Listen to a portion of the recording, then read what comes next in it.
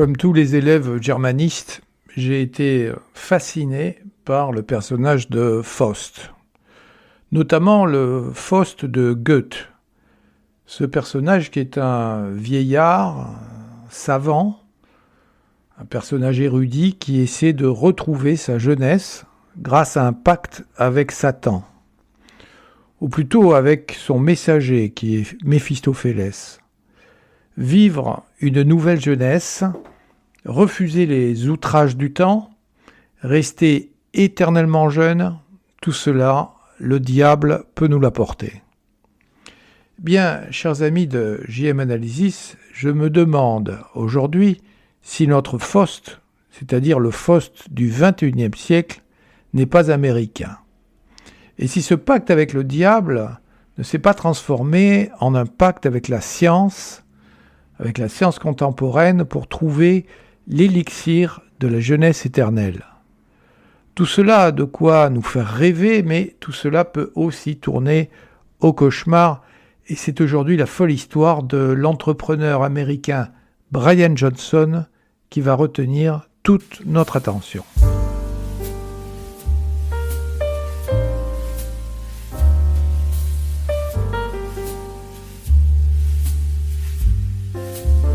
JM Analysis, un autre regard.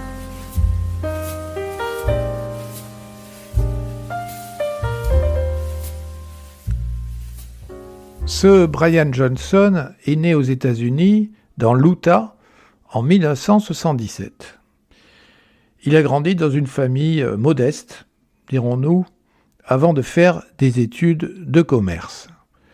Et ce garçon est apparemment doué, car beaucoup font des études de commerce sans en récolter les fruits, malheureusement, mais Brian Johnson, lui, il aime les risques, et en plus, il n'est pas à court d'idées. En 2007, il va fonder Braintree, une entreprise qui est spécialisée dans le traitement des paiements online, c'est-à-dire en ligne, qui va aller progressivement de succès en succès. Quelle est la recette de ce Braintree, de cette entreprise spécialisée? C'est le fait de faciliter les transactions, notamment les transactions des grandes plateformes comme Uber ou comme Airbnb. Mais Brian Johnson est un commercial, c'est-à-dire le monde du commerce n'est pas le même que celui de l'entreprise. L'entrepreneur aime concrétiser une idée et la cultiver.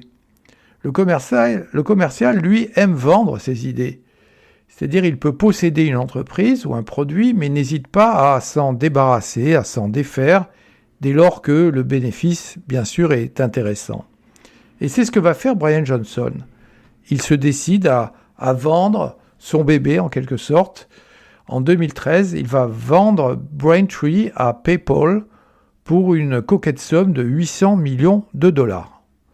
C'est une vente qui, bien sûr, va lui permettre de s'enrichir, mais surtout de consacrer sa fortune à d'autres projets, c'est-à-dire à ses projets les plus intimes. Car l'argent, pour lui, n'est qu'un moyen, visiblement un moyen de réaliser ses souhaits, de satisfaire son imagination. Or, l'imagination de Brian Johnson est captivée par les progrès de la science médicale et paramédicale concernant le vieillissement. Aux États-Unis, plus qu'en France, il existe une véritable obsession à l'égard des régimes alimentaires, comme les régimes de restriction calorique, comme les jeûnes intermittents, comme des régimes à base de suppléments. En outre, il existe des thérapies qui sont prometteuses, il est vrai, telles que la manipulation génétique, les technologies de régénération des tissus, enfin, tout cela fascine littéralement Brian Johnson, qui se dit pourquoi ne pas mettre tout mon argent au service de ces recherches qui visent à lutter contre le vieillissement. Ce qui fait qu'après avoir quitté le monde de l'entreprise, Johnson s'est donc tourné vers l'idée de ce qu'on appelle l'optimisation humaine et va lancer un autre projet qui s'intitule Blueprint, qui est un programme, mais un programme qui vise à ralentir le processus de vieillissement à travers un kaléidoscope, une combinaison de plusieurs traitements, des traitements médicaux bien sûr, un régime alimentaire très très strict et une routine quotidienne rigoureuse. Johnson dépense à l'heure actuelle environ 2 millions de dollars par an pour financer ce projet qui comprend l'utilisation de technologies de pointe pour mesurer et optimiser ce qu'on appelle les biomarqueurs de notre corps. Et cela inclut des traitements anti-âge, des examens quotidiens de son état de santé et un suivi en temps réel de son rythme biologique. Brian Johnson a déclaré que son objectif est de devenir une version biologiquement jeune de lui-même. Lui qui a 47 ans, il veut ramener son corps à l'âge de 18 ans. Et il s'engage à documenter chaque aspect de sa démarche et à partager ses résultats publiquement en prônant ce qu'il nomme une approche scientifique rigoureuse du vieillissement.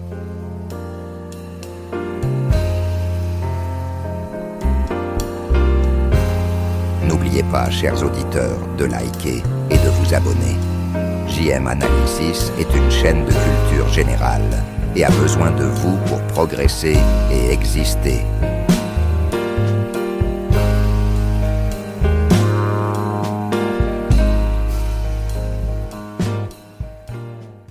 Les journalistes américains, vous le savez, aiment bien rendre visite à Johnson de façon régulière. Mais je dois dire que j'ai été personnellement étonné de le voir ces derniers temps, non pas par rapport à son apparence physique, il est vrai que pour un homme de 47 ans, il paraît 10 ans de moins, mais dans ses articles de journaux, il agitait, non sans une certaine fierté, une poche en plastique qui contenait un liquide orangé. Et je dois dire que j'étais encore plus étonné en apprenant que ce liquide n'était rien d'autre que son propre plasma qu'il agitait à la face du monde. Rappelons que le plasma représente à peu près 50-55% du volume sanguin et contient le plasma des protéines, des nutriments, des anticorps. C'est donc, il joue ce plasma un rôle crucial dans le transport des globules rouges, des globules blancs, des plaquettes, et il va aider à maintenir l'équilibre hydrique et à combattre en même temps les infections. Or, des recherches sur les animaux qui ont été justement lues par Brian Johnson et son équipe, ces recherches, notamment des expériences avec des souris, ont montré que les transfusions de plasma jeune pouvaient inverser certains signes de vieillissement chez les souris plus âgées. Alors ces résultats ont bien sûr conduit à des tentatives similaires chez les humains, en tout cas c'est là que Brian Johnson intervient. Car Johnson revendique finalement ce statut de cobaye humain consentant, si vous voulez. Et l'homme d'affaires américain a en effet entrepris ce qu'on appelle des échanges plasmatiques totaux, TPE en anglais, où tout le plasma de votre corps est retiré et remplacé par de l'albumine qui est une protéine naturelle qui aide à la régénération des tissus. Alors Johnson prétend que son plasma est devenu le plus propre que son médecin ait jamais vu grâce à ses habitudes de vie strictes. Ce qui est par contre plus inquiétant, c'est que Brian Johnson ne se limite pas à des expériences sur lui-même. Il veut aussi associer sa famille à ses expérimentations, ce qui pourrait nous effrayer à première vue. Mais Brian Johnson est foncièrement optimiste, il est persuadé que ses recherches pointent en direction de résultats concrets et réels. Alors, il s'est adressé à son père.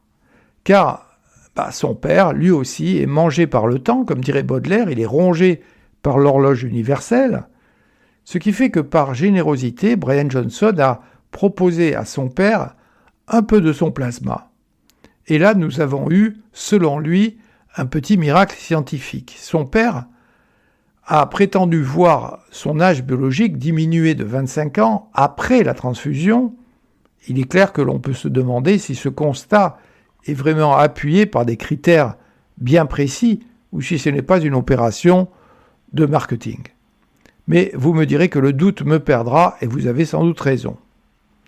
Toutefois, comme les expériences avec son père se sont révélées favorables, bien, Brian Johnson est allé plus loin. Il a même testé le transfert de plasma, écoutez bien, de son fils adolescent dans son propre corps. Mais là, petite déception, il n'a pas observé de résultats significatifs. Johnson pense que les résultats des traitements par plasma sont encourageants, même si certaines expériences, comme l'échange de plasma avec son fils, n'ont pas eu d'impact notable. Selon lui, il vieillit maintenant à un rythme qu'il appelle personnellement optimal, avec des biomarqueurs qui indiquent une régression de l'âge biologique. Écoutons-le rapporter aux journalistes ses impressions sur ses expériences récentes.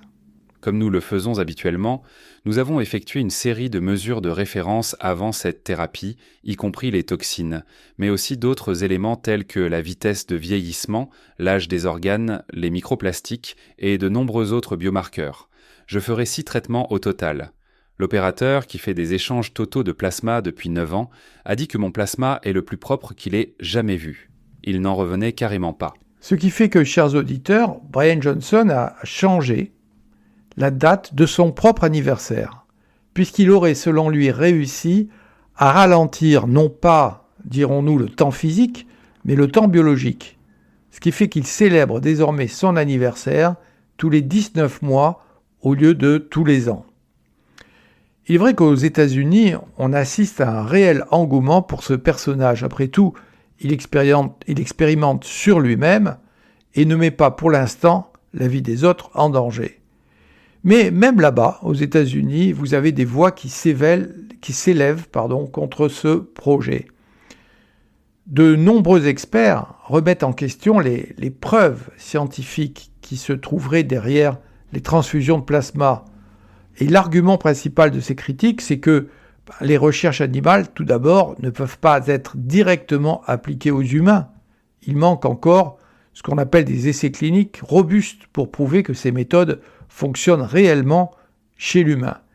Et puis vous avez l'acteur incontournable aux États-Unis, c'est la fameuse FDA, la Food and Drug Administration, qui a mis en garde le public contre les traitements non prouvés qui impliqueraient des transfusions de plasma.